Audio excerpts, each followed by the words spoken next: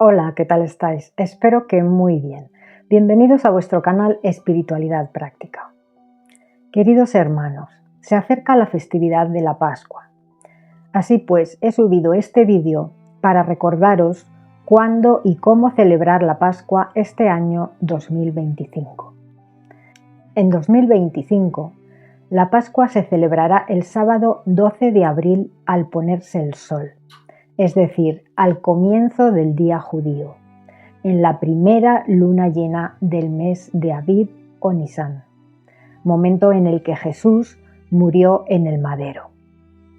Los hebreos tenían un calendario lunisolar. El primer día del mes, el día 1, era el día en que la luna aparecía en el cielo como una pequeña rayita luminosa en forma de D. Cuando la luna tiene forma de D, está en fase creciente, y cuando tiene forma de C, está en fase menguante. Por tanto, con el comienzo del ciclo lunar comenzaba también el mes. El día 14 del mes de Aviv o Nisán coincidía con la luna llena del mes de marzo o abril. Cuando Yahvé instauró la celebración de la Pascua como mandamiento perpetuo, también colocó el mes de Aviv como primer mes del año, simbolizando el comienzo de este nuevo año, el comienzo de una nueva vida para el pueblo hebreo fuera de la esclavitud de Egipto, simbolizando una vida nueva en una tierra que emana leche y miel. Esto también representa la nueva tierra que todos nosotros disfrutaremos cuando Cristo regrese en su segunda venida y haga nuevas todas las cosas. Como os decía, el calendario hebreo era lunisolar, pero de esta manera llegaba un momento en que las estaciones del año se descuadraban. Por lo tanto, cuando ellos veían que era primavera, pero el trigo y la cebada no había crecido, entonces añadían un mes a ese año, y así cuadraban las estaciones. Añadían un mes cada 19 años. Sin embargo, muchos años atrás, Yahvé había explicado a Enoc los ciclos del sol y la luna y que el año tenía 364 días, que el calendario debía ser solar. Podéis leer esto en el libro de las luminarias de Enoc. El capítulo 72, versículo 32 dice: y el año se completa exactamente en 364 días.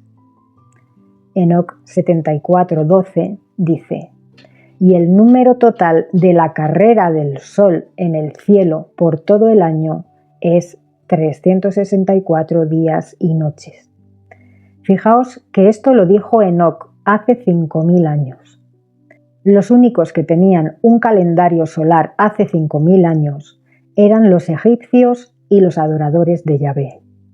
Los egipcios tenían un año de 365 días basado en el ciclo solar y en la estrella Sirio, y no tenían un año bisiesto cada 4 años como nosotros hoy en día. Hace 2070 años, en el año 45 a.C., los romanos establecieron el calendario juliano, introducido por Julio César en Roma. Tenía un año de 365,25 días, con un año bisiesto cada 4 años. El calendario actual es el gregoriano, introducido por el Papa Gregorio en 1582 después de Cristo, con 365 días y un año bisiesto cada 4 años. Los hebreos, tal como dice el libro de Jubileos, cambiaron los calendarios y utilizaron un calendario lunisolar. Dice Jubileos 6:32: porque hay quienes corromperán y no observarán el año según los 364 días, haciendo que los festivales se adelanten o retrasen y cometiendo error con respecto a las lunas y estaciones y los días y los años. Versículo 35.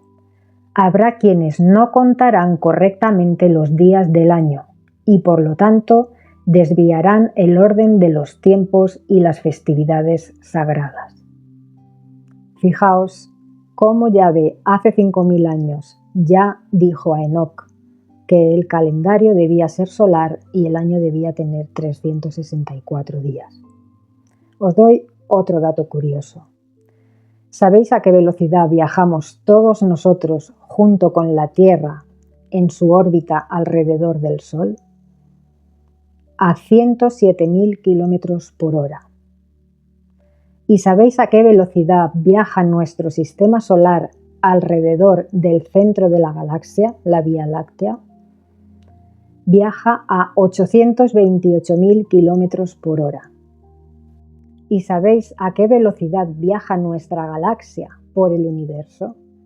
A 2.160.000 kilómetros por hora. Cifras de vértigo. Y parece que estamos estáticos, sin movernos. Es curioso. Bien, ¿qué celebraban los hebreos en la primera Pascua, justo antes de partir hacia la tierra prometida?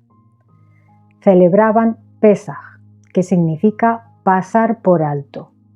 Celebraban que Yahvé pasó por alto sus casas cuando el ángel exterminador mató a todos los primogénitos de hombres y bestias, tal como Yahvé advirtió a Faraón en Éxodo 4, 22 y 23. A través de Moisés, Yahvé dijo a Faraón: Israel es mi hijo, mi primogénito, y yo te digo, deja ir a mi hijo para que me sirva. Pero si rehusas enviarlo, mira, voy a matar a tu hijo, a tu primogénito. Yahvé dio estas instrucciones a los hebreos.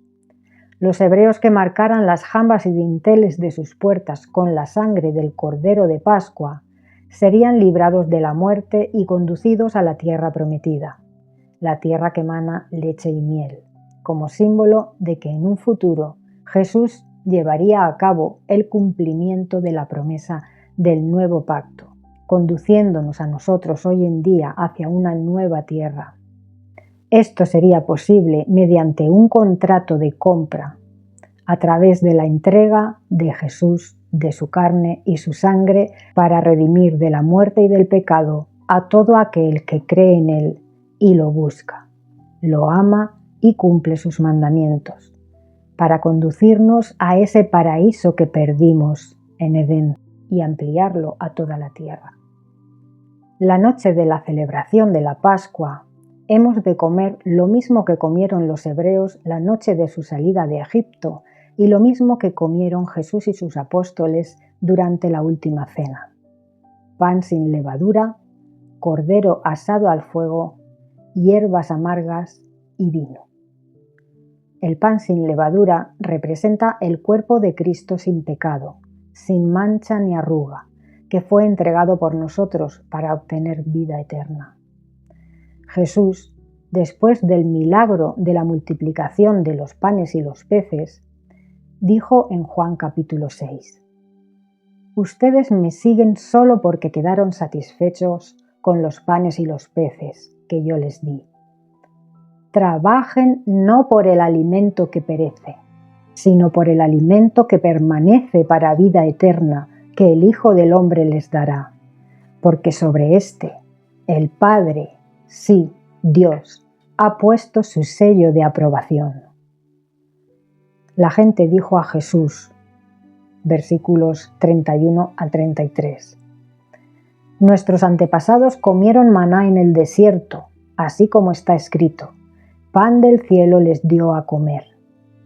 Entonces Jesús les dijo, muy verdaderamente les digo, Moisés no les dio el pan del cielo, pero mi Padre sí les está dando el verdadero pan del cielo. Claro, les estaba enviando a su Hijo, porque el pan de Dios es aquel que baja del cielo y da vida al mundo. Dice el versículo 48, Yo soy el pan de vida. Los antepasados de ustedes comieron el maná en el desierto y sin embargo murieron. Este es el pan del cielo, para que cualquiera pueda comer de él y no morir.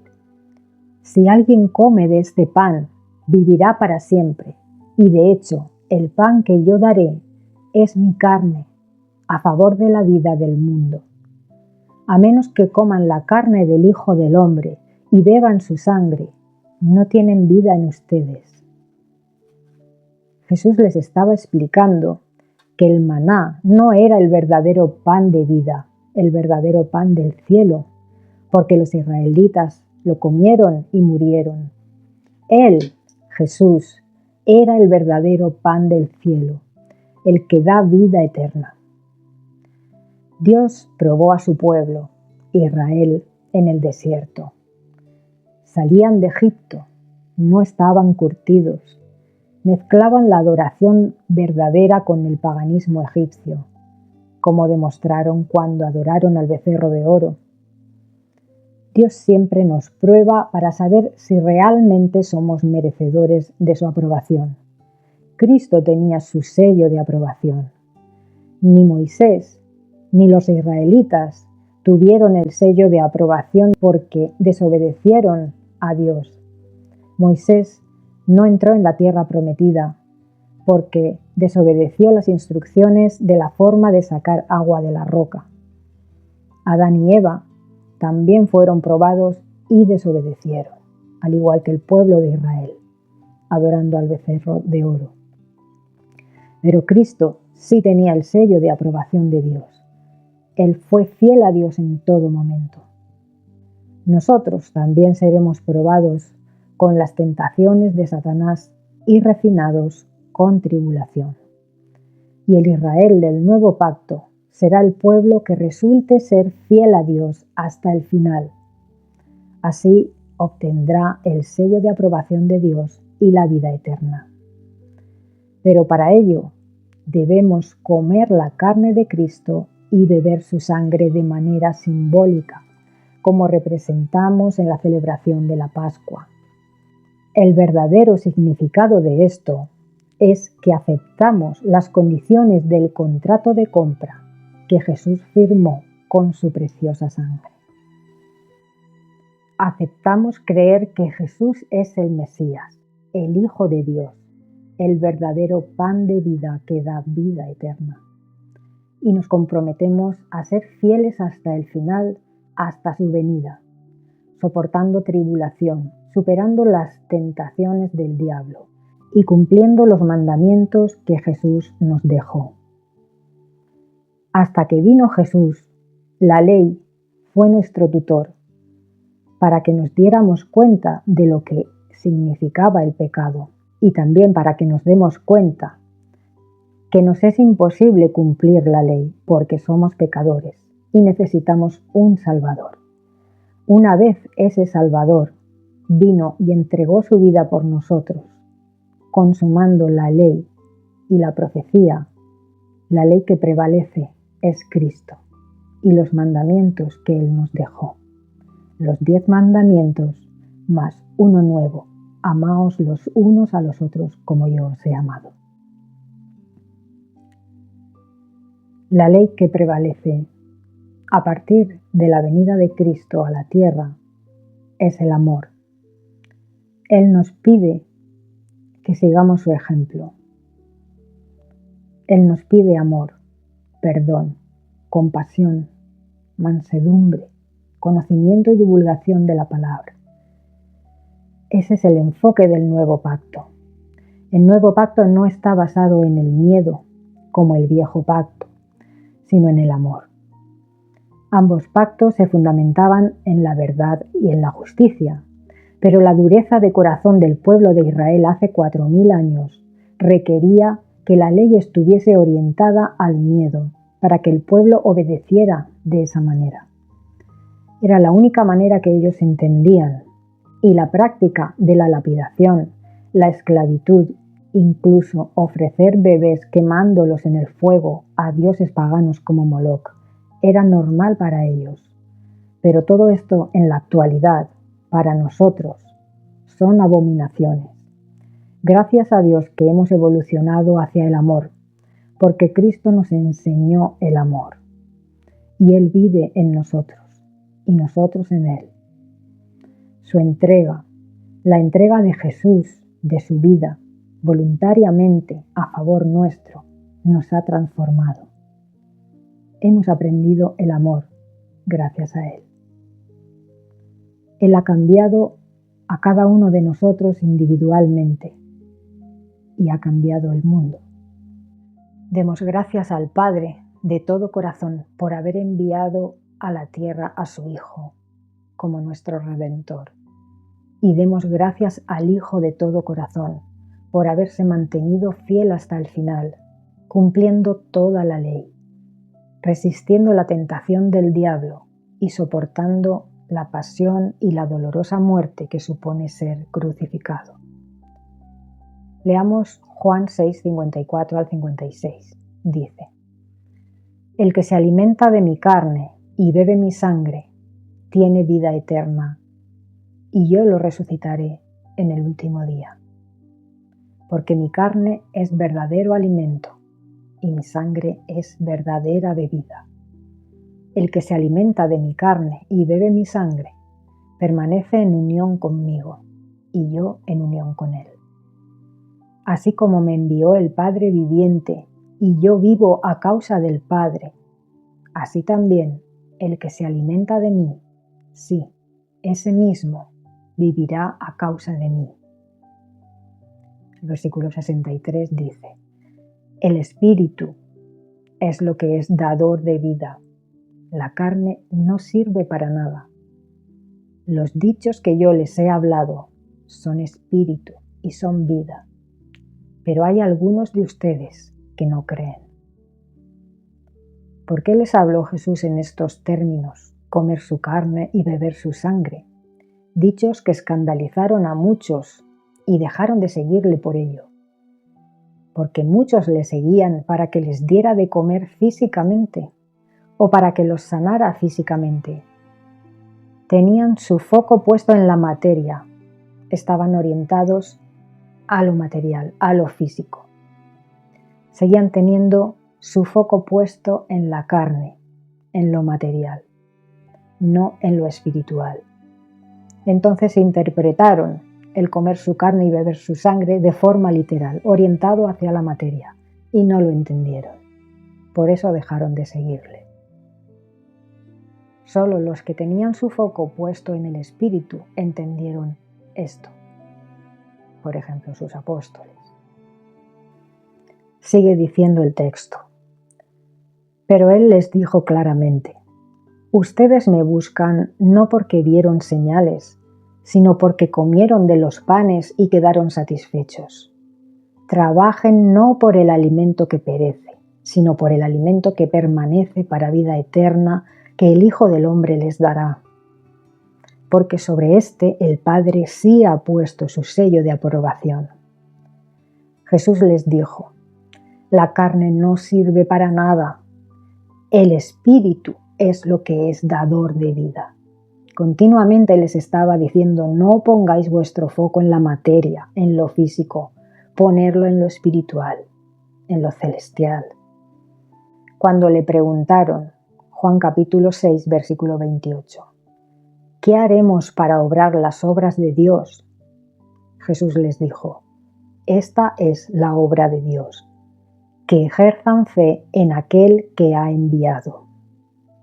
Así pues, en resumen, ¿qué significa pan de vida y que nosotros comamos de ese pan? Significa que creamos que Jesús no fue un hombre sin más, sino que descendió del cielo, que su Padre lo envió y Él es el Mesías profetizado en el Antiguo Testamento que nos da vida eterna a través de su sacrificio. El que nos compró por precio con su preciosa sangre para redimirnos del pecado y de la muerte. El que regenerará toda la tierra convirtiéndola en un paraíso y reinará como Rey de Reyes y Señor de Señores sobre toda la tierra y sobre los cielos. Porque el Padre le ha dado autoridad sobre los cielos y la tierra. Y todas las naciones de la tierra llevarán a él su gloria. Reinará a la diestra del Padre, desde la Nueva Jerusalén. El Padre será nuestro Dios, y nosotros seremos su pueblo. y Él limpiará toda lágrima de nuestros ojos, y ya no habrá más sufrimiento, ni clamor, ni dolor. Las cosas anteriores habrán pasado y no subirán al corazón. En la última cena, el hecho de que Jesús partiera el pan y diera un pedazo a cada uno de sus discípulos representa que el cuerpo de Cristo sería quebrado y entregado a nosotros para nuestro beneficio, y nosotros nos nutrimos de Él. Nos nutrimos de su palabra y vivimos a causa de Él. Como dijo Pablo en Gálatas 2:20, ya no vivo yo, sino que Cristo vive en mí. Que Cristo viva en nosotros significa que hemos de esforzarnos también para mantener nuestro templo, nuestro cuerpo limpio de adicciones, de drogas, de pecado. El pecado en hebreo se dice hatá y significa errar, exactamente errar la diana, es decir, tener una conducta equivocada, salirnos del camino correcto que es Cristo. Hacer lo correcto sería dar en la diana, transgredir la ley sería errar la diana, pecar. Cuando nos salimos del camino estrecho que lleva a la vida, estamos errando la diana. El pecado también implica la transgresión de la ley. El mismo significado tiene entregar la copa con vino, que representa la sangre de Cristo que fue entregada por nosotros como firma del pacto de redención. ¿Por qué debía de haber sangre para sellar el pacto? Porque como dice Génesis 9:4, la vida está en la sangre y Cristo nos da vida eterna a través de su sangre. Beber su sangre significa aceptar las condiciones de ese nuevo pacto en el que entran judíos y gentiles. En un pacto ambas partes aceptan y han de cumplir las condiciones del contrato. Cumplir nuestra parte implica tener fe en que Jesús es el Mesías, el Hijo de Dios, nuestro Redentor, y cumplir, o al menos trabajar para intentar cumplir de la mejor manera que nos sea posible sus mandamientos. Aunque a veces no lo consigamos, muchas veces caemos en tentación, pero hemos de levantarnos, arrepentirnos y volver al camino de la vida que es Cristo. La parte del contrato que cumplió Cristo fue cumplir toda la ley, vencer las tentaciones del diablo y vencer el miedo al dolor y al sufrimiento y amar al mundo hasta el punto de dar la vida por sus amigos. Y lo hizo con la valentía que solo el león de la tribu de Judá puede manifestar. Jesús hablaba con gran sabiduría y autoridad y nos enseñó el amor y la compasión durante su estancia en la tierra. Jesús dijo en Mateo 23:8, no sean llamados rabí, porque uno solo es su maestro, mientras que todos ustedes son hermanos. Además, no llamen Padre a nadie sobre la tierra, porque uno solo es su Padre, el celestial. También fue misión de Jesús hacer milagros, sanaciones y resurrecciones como muestra de lo que hará en su segunda venida, cuando venga en su glorioso trono. Como consecuencia de su completa entrega, podemos ser librados de enfermedad, sufrimiento y muerte. Esto significa el nuevo pacto, la vida en la nueva tierra, en un paraíso en perfecta salud, justicia, perfecto amor y armonía. Una unión y armonía de toda la humanidad, entre personas, y también con el planeta y con el reino animal y vegetal. Nadie causará daño en la santa montaña del reino de Dios, en la nueva tierra. Veamos cómo celebró Jesús la última cena con sus discípulos, para que podamos celebrarla nosotros de la misma manera. Porque en la Pascua judía se han añadido muchos elementos nuevos a la cena de la Pascua. En las celebraciones de la Pascua judía modernas, aparte del cordero asado, el pan sin levadura, las hierbas amargas y el vino, se han añadido muchos otros símbolos, por ejemplo, un huevo duro, que simboliza el endurecimiento del corazón de Faraón, perejil o una planta similar mojada en agua salada, simbolizando las lágrimas que ocasionaba la esclavitud del pueblo de Israel en Egipto, manzana con nueces y canela, que simboliza los adobes de barro mezclados con paja que fabricaban los hebreos. También hacen un juego para niños que consiste en esconder un trozo de pan sin levadura por la casa para que los niños vayan en busca del pan de vida. Ramas de olivo y aceituna simbolizan la paz y otras muchas. Pero todo esto no es obligatorio, es opcional. También podemos leer textos bíblicos y cantar cánticos de alabanza y salmos. Esto lo hizo Jesús con sus discípulos. Leámoslo en Lucas 22, 7 al 20. Dice: Entonces llegó el día de las tortas no fermentadas en que hay que sacrificar la víctima de Pascua. Y él despachó a Pedro y a Juan y dijo: Vayan y preparen la Pascua para que la comamos. Ellos le dijeron: ¿Dónde quieres que la preparemos? Él les dijo: Miren, al entrar en la ciudad los encontrará un hombre que lleva una vasija de barro con agua. Esto también es un simbolismo. La vasija es el cuerpo de Cristo y el agua que contiene es la vida que nos da. Dice Jesús: sigan a este hombre que lleva la vasija con agua hasta dentro de la casa en que entre. Y tienen que decir al dueño de la casa: el maestro dice: ¿dónde está el cuarto de invitados para que pueda comer la Pascua con mis discípulos? Y les mostrará un cuarto grande, arriba, amueblado. Prepárenla allí. De modo que ellos partieron y lo hallaron así, como él les había dicho, y prepararon la Pascua. Cristo dijo a sus discípulos que entraran a la casa junto con el hombre que llevaba el cántaro con agua que simbolizaba el agua de vida. Esa casa representa la casa de Dios. Y la cena la tomarían en la estancia de arriba.